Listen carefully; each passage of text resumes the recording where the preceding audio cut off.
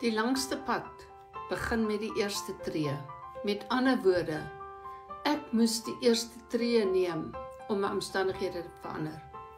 Na my aftrede, wat moes ek doen omdat my pensioen minimaal was, of nog steeds was nadat ek afgetree.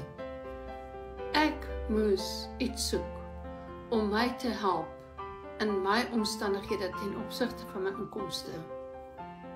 Ek kry nie 'n pensioen nie en die inkomste, my salarisinkomste het gestop die dag wat ek bedank het, wat ek klaar gemaak het, waar ek gewerk het. Ek kom uit die verplegingsberoep 40 jaar van my lewe. En op die ouderdom van 65 besef ek, voordele is daar nie. Hoekom nie?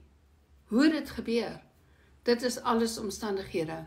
So ons stap almal 'n pad van omstandighede, wat nie altyd die pad is wat ons graag wil loop nie.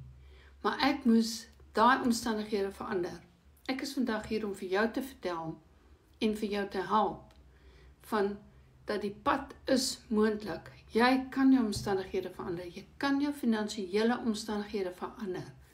Vat net die eerste tree en stap die pad om te leer hoe digitale bemarking werk. Wat behels digitale bemarking?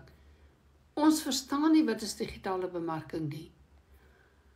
Wanneer jy leer wat alles kan gedoen word in die omgewing van digitale bemarking, is 'n ander wêreld wat vir ons oopmaak.